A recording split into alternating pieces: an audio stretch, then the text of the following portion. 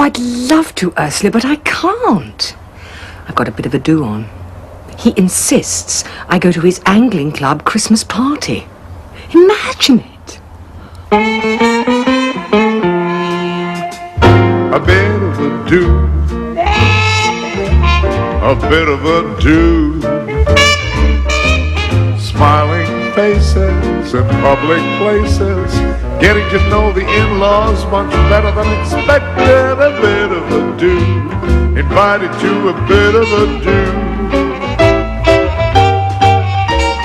It's a small-town, posh-nosh affair.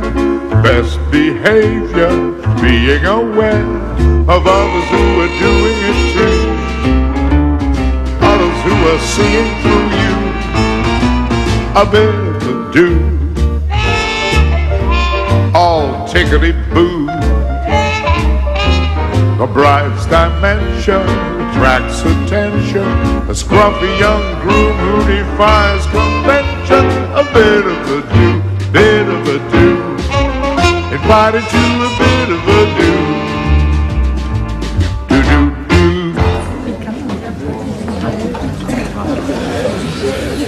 I'm sorry we couldn't finish the decorations. We've had the bloody VAT man here all day. Excuse my French. I mean, what do the silly buggers want? Receipts for every packet of pork scratchings? Never mind, Lester. Half the room looks lovely. Oh, come and meet the Pilbeams. I don't want to meet the Pilbeams. How can you say that? You've never even met them. Exactly. I know enough people. I don't want to meet any new ones. Liz, I'm club chairman. It's part of my social duty is mingling. I don't know any of these people. Exactly. So come and meet them. Then you will know them. Then it will be no problem to meet them. Any road, it'd be no problem to you, Liz. You got social poison. Oh, dear. I used to think, why can't Rita be more like Liz? Now I'm with you, you're getting to be more like Rita. It'd be very unfair sometimes, can life? Could it possibly be that the fault is yours? Mine? Don't be ridiculous. Oh, is that what you want me for? My social poise? No, I want you for your body. Oh, plus your mind and your personality, obviously. That goes without saying. Did Rita mingle at these dues? No, that was different. That was marriage. No, you and I are in love, aren't we? I mean, we make sacrifices for each other, don't we? So, come and meet the Pilbeams. Still working as a waiter, are you, Elvis? No, that was just holiday relief. I'm unemployed. It must be tough for you. You haven't really got any marketable skills, have you? I've got a philosophy degree, Uncle Rodney. I've spent 3 years studying the world's greatest thinkers. This is what I say. You haven't got any marketable skills. No, I suppose it's naive of me to think that somebody might think it worth employing somebody trained in how to think properly. Oh, don't get bitter, Elvis. But wouldn't you be bitter if your dad left your mother and shacked up with your younger brother's stuck-up wife's even more stuck-up mother? Elvis, Jenny isn't stuck up. No? Well, her mother is. I nearly didn't come, and there's a lot hasn't. I think that's mainly internal. There's been some bad feelings since the fracas at Wisbech. Yeah, well, it's all that's been very clicky, the Anglian club. You're very quiet, Auntie Betty. Are you all right? I'm fine, Elvis. She's upset about her dental work. She's had a bridge done and she hates it.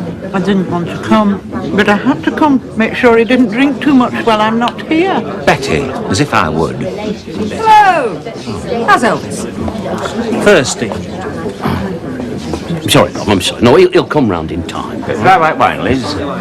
Usual, dear. Give me a hand, Ted. Betty. Betty met Rita outside Nesborough Building Society. Oh, yeah. She looked awful. What can I say? Well, but I'm sorry. Look, you know I am. She's not long lost her father, I Ted. know. Look, I promised Betty, as your oldest friend, I'd ask you. Take her back, Ted. Only I can't. None of this is doing anybody any good. I know. I can't. I love Liz. I'm having her baby. What? I mean, she's having my baby. What? Do you fish? No. Does Rodney fish? No. I realise you probably resent me. No, it's not that.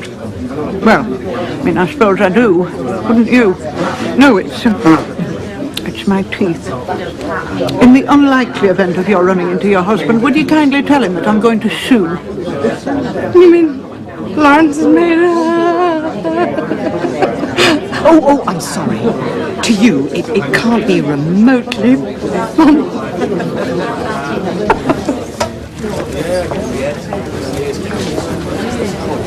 Not the entertainment, are you? No, sorry. Oh, I can see that now, sorry. What? Well, she's pregnant. Can't entertainers be pregnant? Is that one more thing pregnant women can't do? Well, no, but you're not the entertainment, are you? It's the same with newsreaders. I mean, do they think we wouldn't listen if they were 8 months pregnant? Do they think we'd all be going, oh, isn't she big? I wonder if it'll grow up to be a newsreader. Oh, sorry, missed that. Who invaded who, Dad? Only the entertainment's cutting it a bit fine, you see. Hello, you came. We've decided there's nothing to be gained by pretending what's happened hasn't happened. But we wouldn't want you to think that because we've come it means we approve of the situation. Is that the end of the joint communique? Incidentally, I should have told you, I've gone vegetarian. I wonder if they could do me a salad or something. You came! Yes, but we're not to think because they've come, it means that they approve of the situation. I see. Well, I've had a chat with the Pilbeams. What was the fuck at Wisbeach? Oh, nothing, just ripple on the waters. Arthur Pilbeam has told me all about the problems he's having with his spigoted ferrulous rod. Oh. I suggested he ought to see a doctor. Didn't go down too well. Do you think they could do me one? A spigoted ferrulous rod? A salad? You've not turned vegetarian. Yes. Oh, dear, if it did nothing else, I hope marriage to Paul would knock the trendiness out of it. It's not trendiness, it's a conviction. I don't share it, but I respect it. I'm not going to not do the things I believe are right just because other people are doing them. Well, all right, yes, I'll see if Mavis can rustle up a salad. It shouldn't be totally beyond her. So, right. Can I have a word in private, Ted? You what, Kev? I've got some dirt on you. I'm going to have to blackmail you. Huh? You can say what you've got to say. Shout it through a megaphone. I've got no secrets. Come on, play it fair. If everybody overheard, I wouldn't have an hold on you anymore, would I? You haven't got a hold on me. There's no dirt on me. I mean, there isn't. It's about the fracas at Wisbeach. Let's talk in private.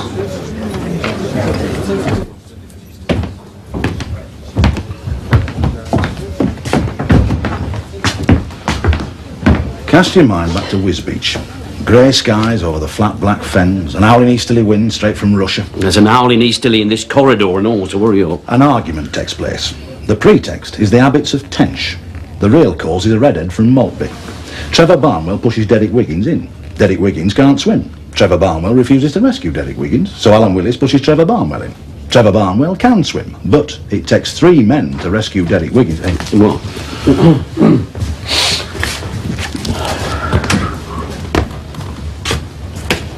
You are not among them. Your Elvis is, you aren't. I was prepared. I mean, I was, if necessary, which it wasn't. While all eyes are on the water, you remove 2 roach and a bream from Trevor Barnwell's keep net and put it in yours, thus winning the Arthur Tong Cup under false pretences. That is ridiculous, that, Kev. Why would I want to do a thing like that? Because it was about to be won by your son. You resent him for having a university degree. You feel inferior. Suddenly you saw your opportunity and you seized it. It's ludicrous, is that, Kev? I mean, it's ludicrous. I mean, I was the one that encouraged Elvis to join the angling club. I mean, I am the premier maker of toasting folks and door knockers in Yorkshire. Eh? I mean, he's not just an unemployed waiter. Come on, Kev. You're a pork butcher, not a ruddy psychiatrist. I saw you take them fish. What do you want? £849 plus VAT. You what? £849 plus VAT. It's the estimate for me roof. What if I refuse to pay? I denounce you before the next committee meeting. And I'll tell that mistress of yours what an hero she's hitched her wagon to. Oh, heck.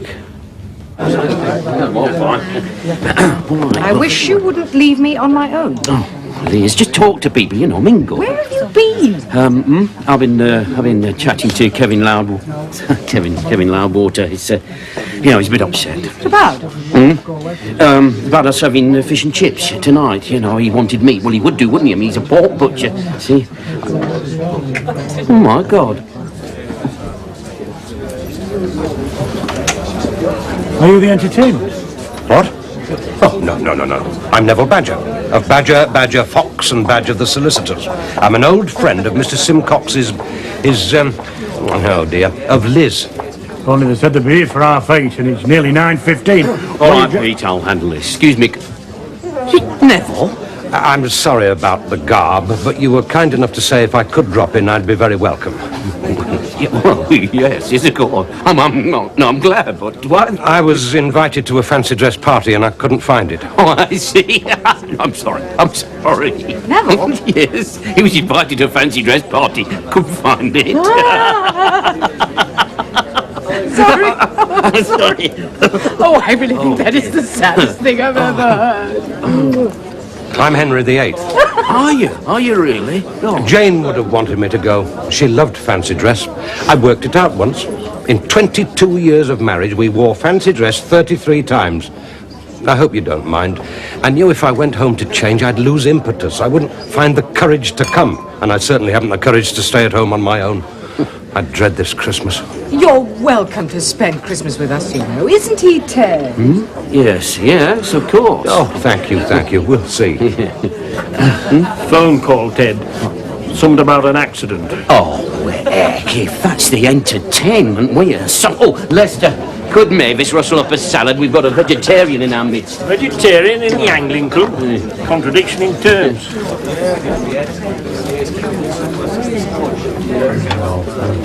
I saw Lawrence on Tuesday.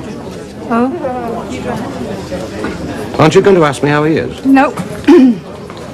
I shock you. Yes. Neville, I can assure you I wouldn't have left Lawrence if I still had any shred of feeling for him. I know, but... I ought to worry about what I've done to him. Although it was at least as much what he's done to me. All right. If my scorn for the social niceties appalls you, how does he seem? He seems to be bearing up reasonably well. Oh, he's bearing up reasonably well, is he? Oh, no, I'm glad. Of course I am. Thanks. Come on, Neville. You must meet Arthur Pilbeam and his ferreted spigotless rod. Dad. All right, bloody Crutchley. What does he expect me to do? Drive down to Hemel Hempstead this time of night? I saw Mum on Tuesday. Oh, good. The lorry has shed a load of our stuff. Fire dogs and toasting forks all over the M1. Punchers ad infinitum. I thought you ought to be informed, Mr. Simcox. Thought I'd be informed. Thought you ought to ruin my evening. Expect you got the phone number off Rita. A miserable little southern runt. What did you say? I saw Mum on Tuesday. Good, how's she, Paul? I think the new pills are doing her some good. Good, I'm glad. You're a good lad, I mean that. Dad. Look, Paul, it's over. And I'm sorry, but it is. Don't think I would have hurt you like this if it wasn't, do you? No, but... Look, you're a good lad. Look, I'm not thinking of me, Dad, it's her. I know.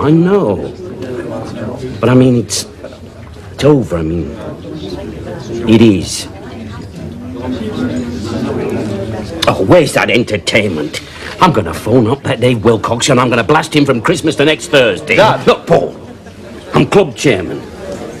Sometimes one's personal feelings clash with the burdens of office. I'm sorry, but that's what it's like in public life. Oh, heck, it can't be.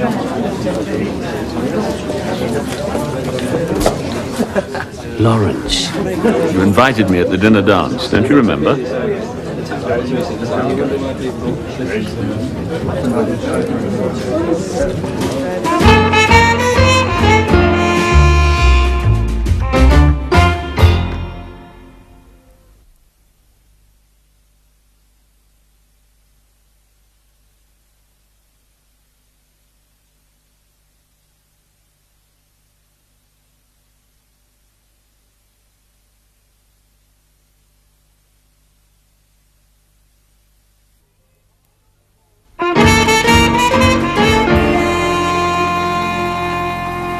Finally, I come to the Arthur Tonge Cup.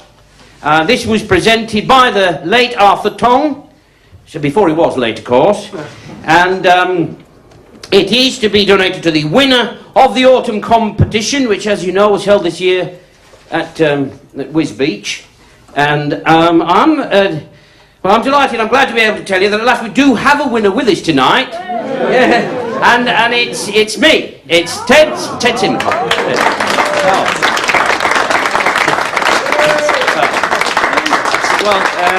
Thank you very much. That brings us to the end of the trophies. I'd just like to say thank you very much. Thank you very much.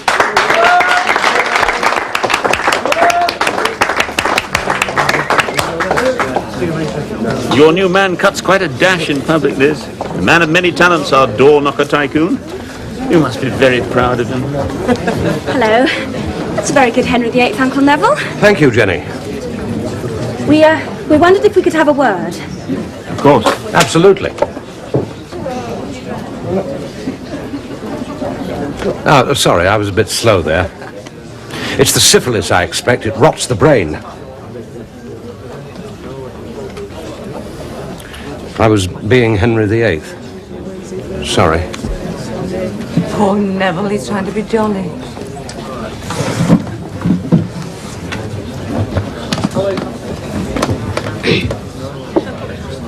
Look, we feel, as newlyweds, we feel, don't we, Paul? Yeah, we do. Jenny and I feel that in this cynical, materialistic age, people give up far too quickly. I mean, if a marriage is broken down irrevocably, then fair enough, but people shouldn't give up before they've, explored every avenue. Believe me, we have explored both sides of every avenue in both directions several times. Can we change the subject now? Fish and chips look nice. You know, I think this is the first time I've ever actually had fish and chips. Your snobbery is so boring, Lawrence. My snobbery? Who was it when I offered the Simcox Bucks Fizz said you weren't certain if we had any orange juice? The point being it was assumed we had champagne. I understood it, Jenny. I might be as common as muck, but I happen to know what a Bucks Fizz is. Paul? Well, I wasn't meaning... I wouldn't. I hate snobbery as much as you. It's of no importance to me that you're lower class than I am. Oh, Christ, thank you. Well, you are. I mean, that's not snobbery. It's a fact. Snobbery's not caring about the facts, not pretending they don't exist. Betty? She says she's going to sue you. That'll be fun for you. Now, Ted, well done. You must feel very... Yes, I do. Yeah. Seeing you up there, smiling, shyly acknowledging the storms of applause, it suddenly occurred to me. You still haven't been for your final scaling and cleaning. I don't think I will be coming anymore, Lawrence. Now, that's rather an extreme course, isn't it? Surely we're sophisticated enough to separate our professional lives from our private ones. Maybe your reputation's crumbling, Lawrence. Maybe the saga of Betty's Bridge will destroy you. Maybe they'll film it. The dentist's downfall, or, bridge too far. Liz.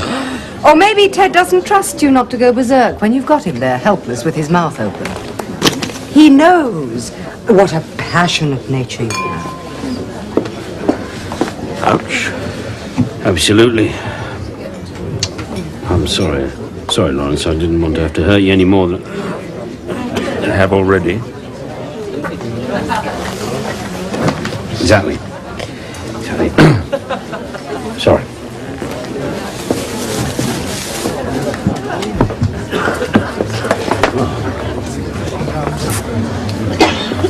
Elvis. Look, I know you don't like what's happened between Liz and me. I mean, you know, I understand, I do, really. But what? It's happened. Come on, try to accept it. Elvis, son. You enjoy having a little baby brother looking up to you, wouldn't you? What? Oh, my God. Elvis, you're still my son. I'm still your father. I know. Well, congratulations, Dad. Oh, thanks. Of course, it could be a little baby sister. I meant on winning the Arthur Tongue Cup.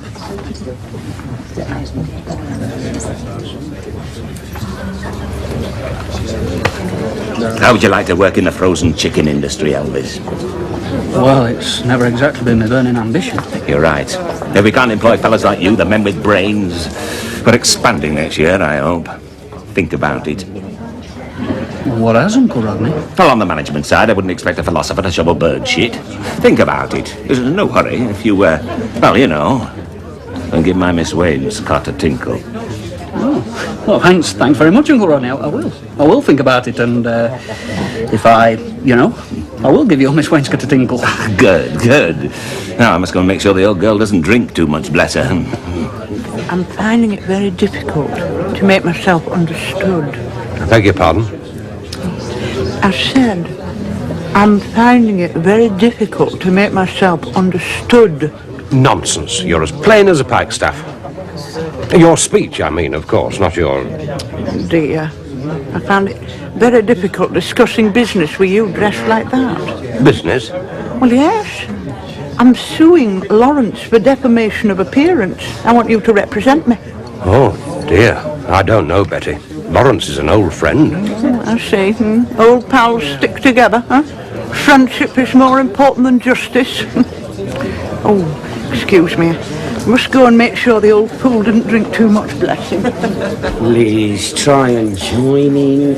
You'll enjoy it more if you tried. I'd enjoy it more if you didn't keep trying to make me enjoy it more. All I'm asking you to do is to come and talk to Lester the landlord. He's closed his lounge bar for us tonight. I mean, come on, you'll like him. He's a barrel of laughs. He's good. Is he? Yeah. How awful. Lester, tell Liz about the time you went to Paris to see the rugby and you all ended up in clink. Inland revenue, fair enough. Give and take, swings and roundabouts. We understand each other. That man, no chance. He's got you by the short and curlies. Yeah. Anyway, there's you and that Archie Wainwright, the three French polishers from Sunderland. Anyway, they finished up by polishing off 13 bottles of that French champagne. Hey, those were the days, weren't they? Aye, and you know why? No, go on. There were no VAT in them days. Are you going to come and serve, or do I have to do it all on my own, Lester Griddle? There you go, off you go. No, he's a character. No, he really is a... Oh, God. Still clutching your proud trophy, I see. Oh, he worked hard for that. Kev. Oh, I saw him. I know what determination he showed. Kev?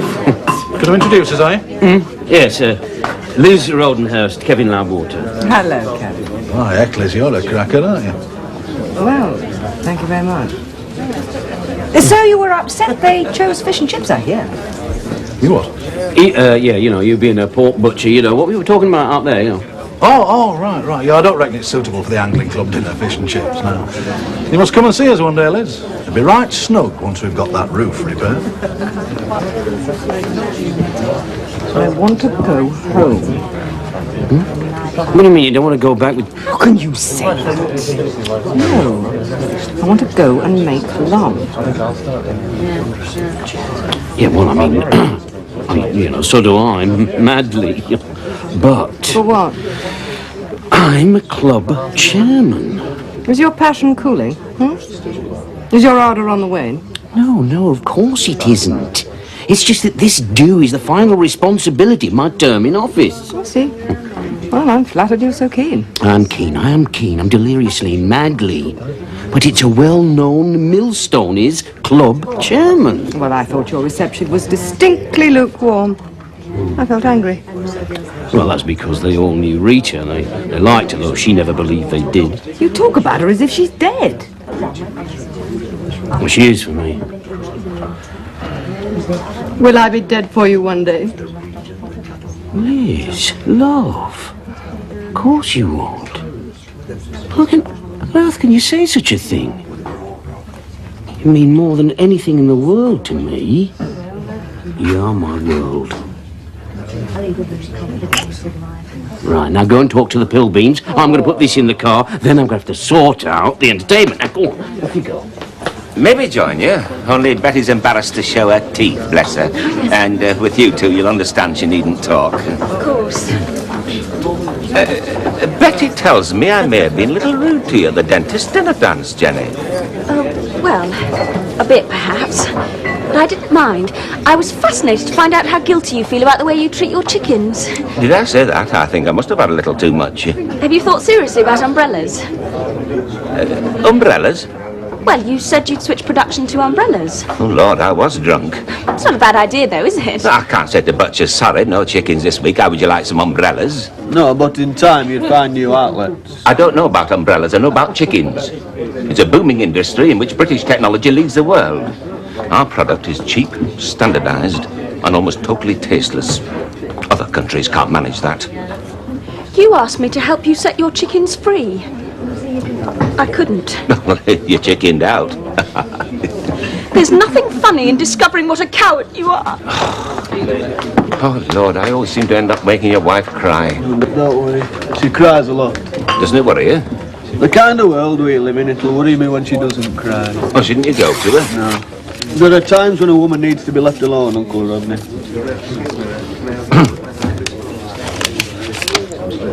It must be tough on the dole, whatever some people say. Buy them large drinks without looking as if you're patronising them, and get me one while you're at it.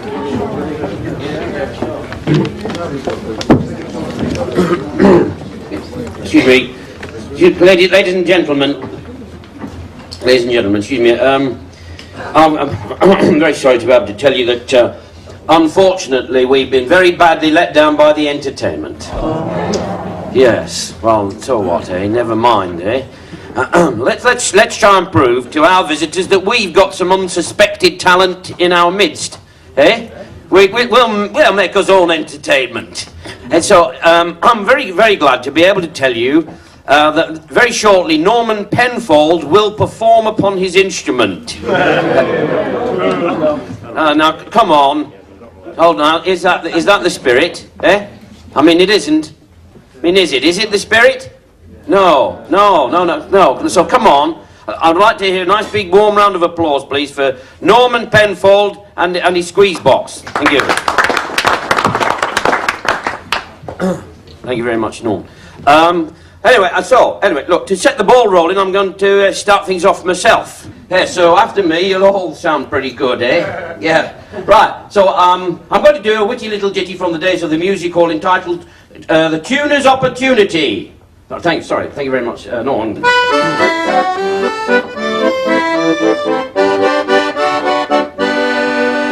Miss Crotchety Quaver was sweet 17 and a player of exceptional skill. She played all the day, all the evening as well, making all of the neighbourhood ill. And to keep her piano in tune, she would have a good tuner constantly there.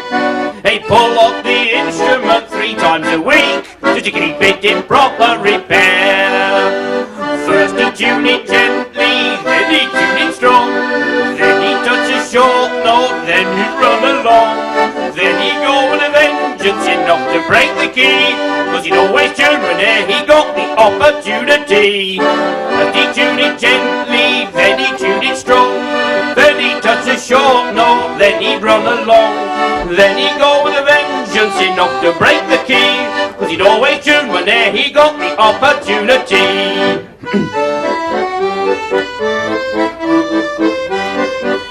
Rita?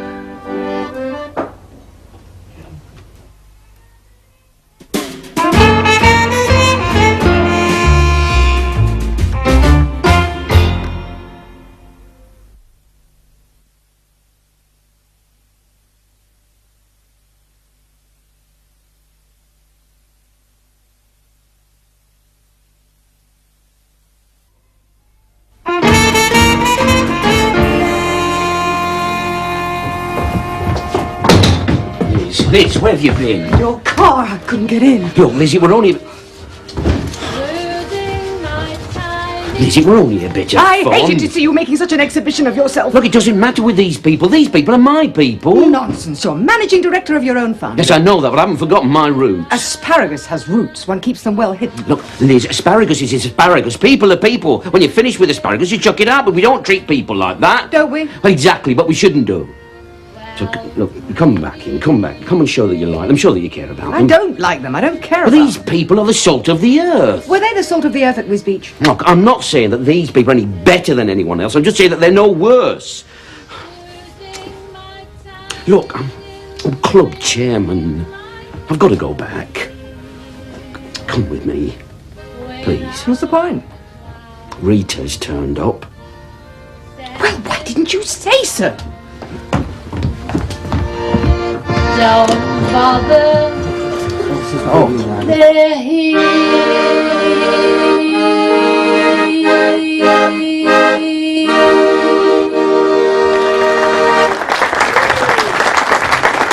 Oh dear. Oh, I like a bit of music. So do I. With respect, Rita, I'm astounded you found the courage to come. So am I. You don't know what you can do till you try, do you? Talk as if we're being intimate. Pardon? For effect, to worry them. Say something intimate. I've gone blank. Well, pay me compliments, say you find me very attractive or something. I'm sorry, I can't. I see. Well, just choose my best features and compliment me on them. I'm sorry, it's no good. I see. I'm sorry. No, it doesn't matter. It was just to say something. It doesn't matter if it's utter nonsense. Just make it look intimate. Well, I'm not very good at nonsense. Well, anything. Tell limericks. Limericks? Why not? A certain young gourmet of Crediton took some pâté de foie gras and spread it on a chocolate biscuit and murmured, "I'll risk it."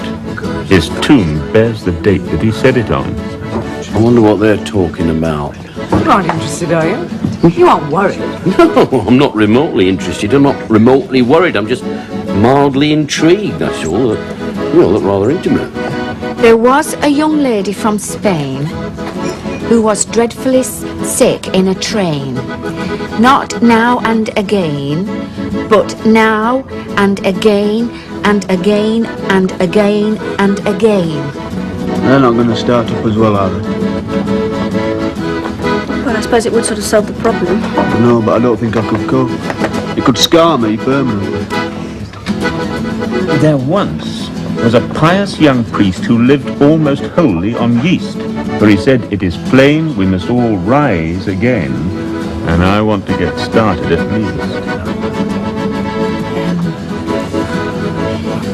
There was a young lady from Spain Again? who was dreadfully sick in a train. Not now and again, but now and again, and again and again and again. It's the only one I know. Laughing. Ted? I don't care. I'm just astounded, that's all. It's all for appearance. Must be in Florence's involved. If you feel like coming over at all over Christmas, don't hesitate. I'll be there. Well, I may... Yes, thank you very much. It's going to be a funny old Christmas. Yes, it is. Have you asked them yet? Who? Your mum and my dad. For Christmas dinner. Well, you said you would. I'm beginning to wonder if we should. I mean, your mum and my dad, fair enough. Well, I don't mean fair enough, I mean absolutely dreadful and shocking and all too typical of parents today, but I can understand.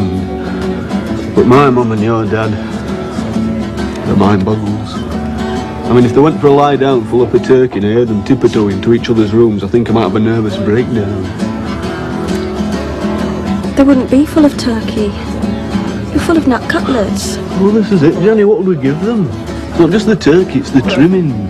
My mum says trimmings make a Christmas dinner. You can't have bread sauce and cranberry sauce and two kinds of stuffing with no cutlets. You miss your Christmas dinner? Of course not. You're what matters to me, not turkey.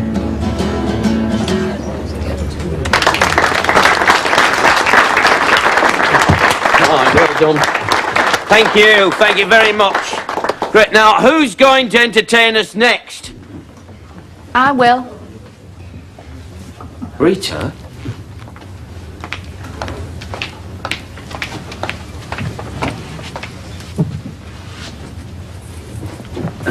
Ladies and gentlemen, Rita Simcock. Thank you.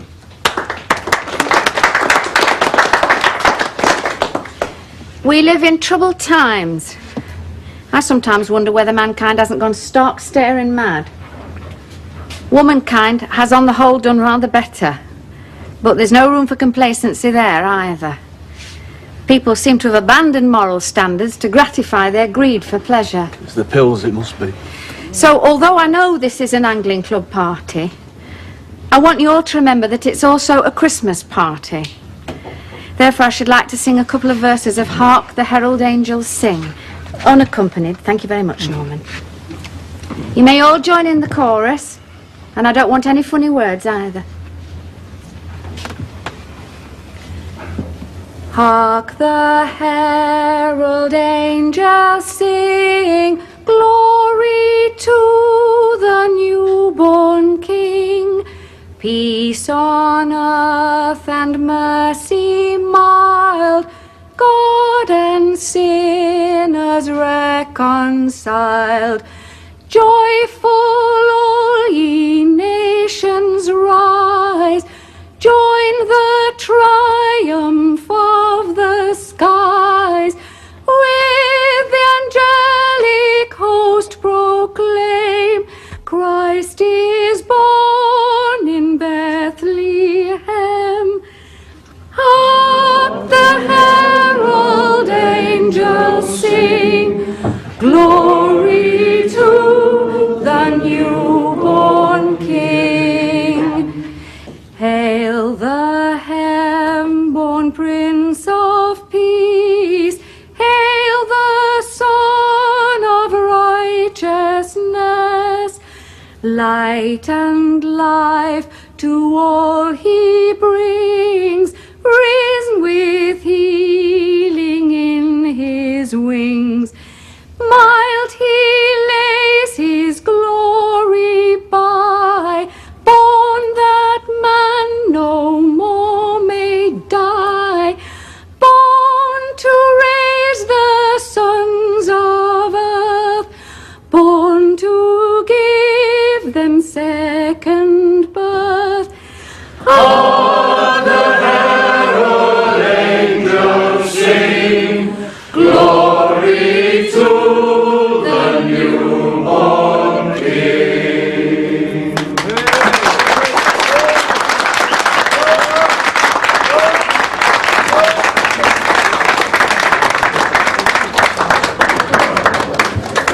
Well, well, well. Can the king of the coal scuttles be scuttling back to Wifey, do you think? Rita. Shouldn't you be with her? Yes. Just wanted to say how very sorry I am for what's happened. What brought this on?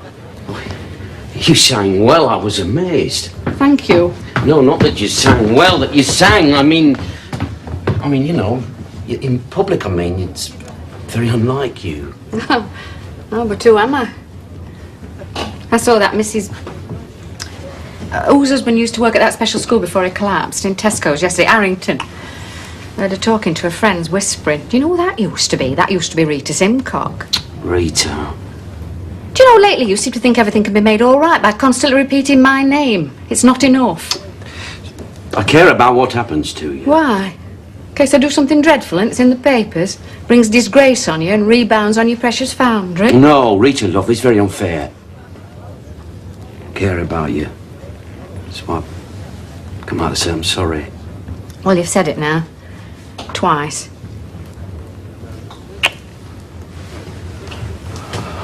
I didn't want all this to happen. Put you in her hands, are you? No.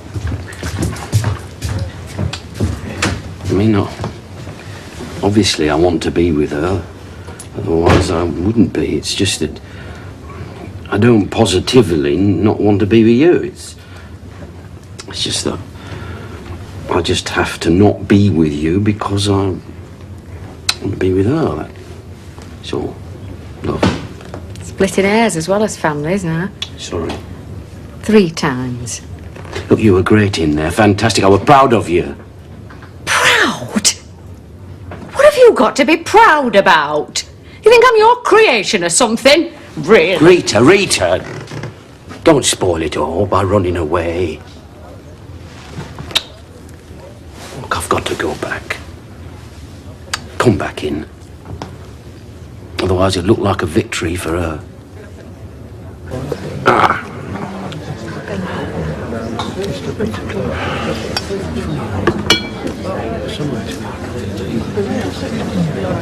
They have been a long time. What? You are wondering if under the influence of song they're being reunited with each other and their gods. I'm not. Ted wouldn't. He couldn't. It's inconceivable. Methinks the lady doth protest too much.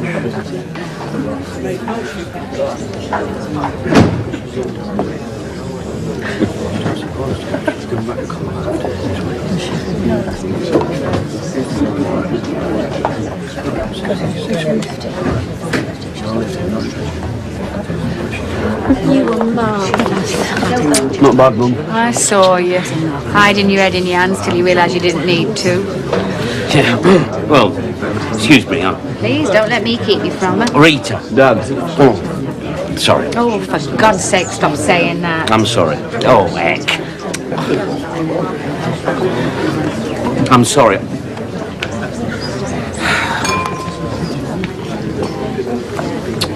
Sorry. I mean, I couldn't not speak to her, could I? I mean, I couldn't be that callous, could I?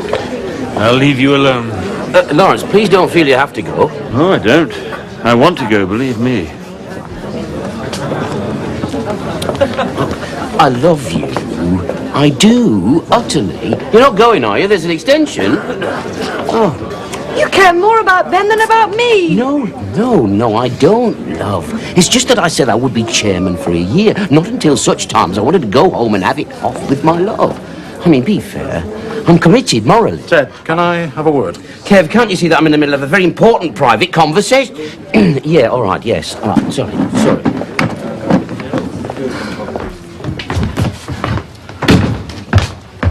All right, make this brief, will you, Kev? Right. It's just that I'm having that work started straight away. Your deadline for... This is getting ridiculous.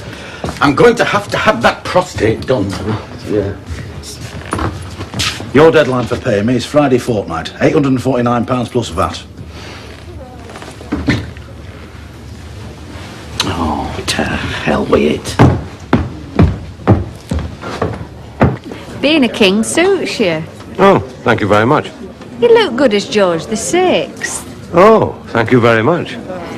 If you'd like to come over at all over Christmas, Neville. No, thank you very much. I'd have loved to, but thank you, no. You can't make the world into a shrine for her, you know, Neville. Why don't you mind your own business? Oh. I must say, Rita, it wasn't exactly tactful to come tonight. That's why I came. How nasty. I'd hardly describe it as nice to steal my husband and have his baby. I wouldn't exactly describe taking things that turn up on one's doorstep as stealing. I feel that events have forced us to become enemies. What a pity we couldn't have got to know each other better under happier circumstances. Then we could have been enemies of our own free will.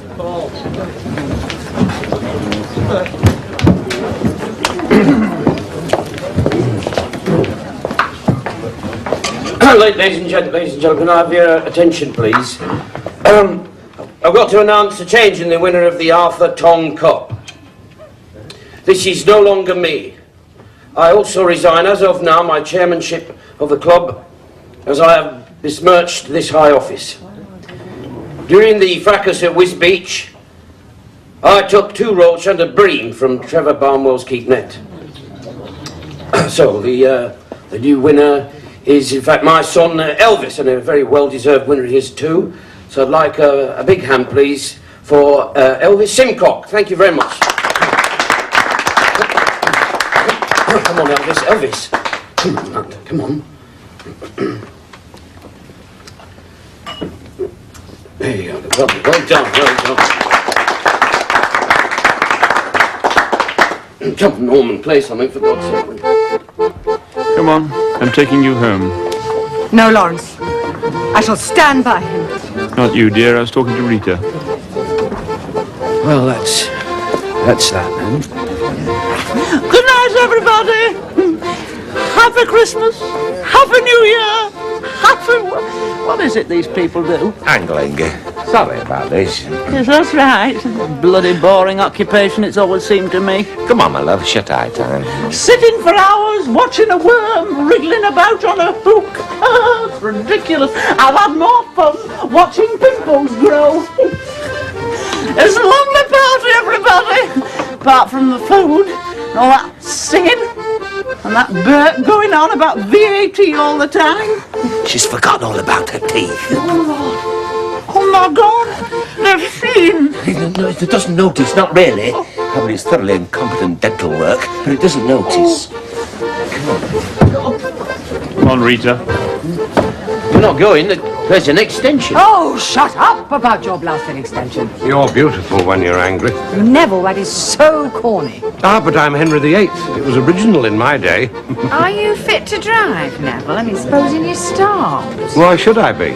In that costume? Oh, Lord. Thank you, Bob. I'm sorry I was rude again, Rita. Well, it's natural. You resent other women because they aren't Jane. Do I? Oh, Lord. Good night, Neville. Oh, Lord.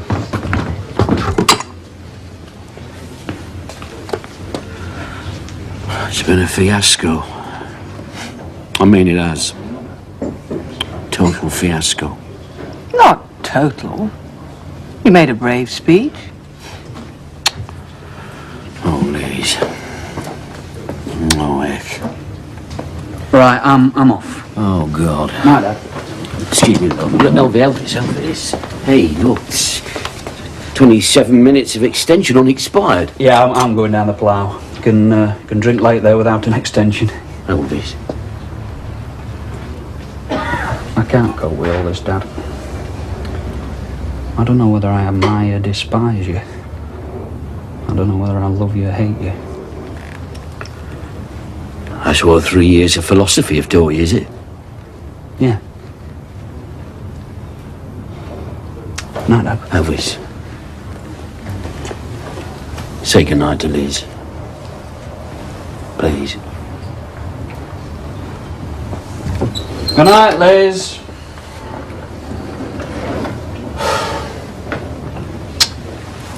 I'm sorry about that.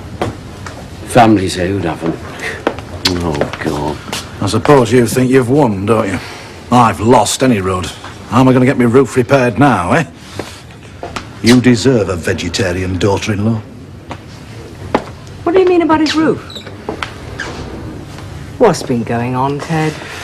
I wasn't brave.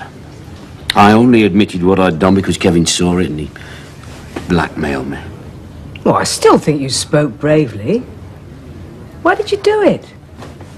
I don't know. Why do people do stupid things? I suppose I've never won anything and I saw my chance and simple as that. Let's go home. It's 23 minutes of extension unexpired. The failure of the evening is no longer your responsibility. You've resigned. So I know, love, but I could do with a drink. I mean, I could, after that ordeal, which it was. Lester, can we have the same again? Hey, Norman, give us a tune.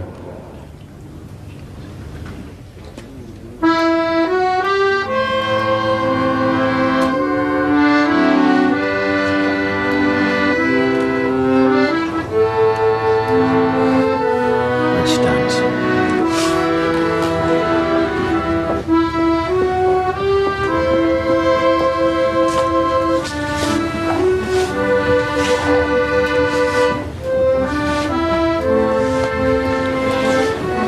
Thanks for sticking by me. A lot of people are going to have to eat their words. What do you mean? Well, they were saying that you were shallow and self-centered and only out for what you can get. I know they're wrong. When we get home, I'm going to take all your clothes off. Very, very slowly. Me too. Yours, I mean. Oh, Liz. Look at him. I don't know how he does it. What? Dancing, as if he hasn't got a care in the world. And he's been paying VAT for years.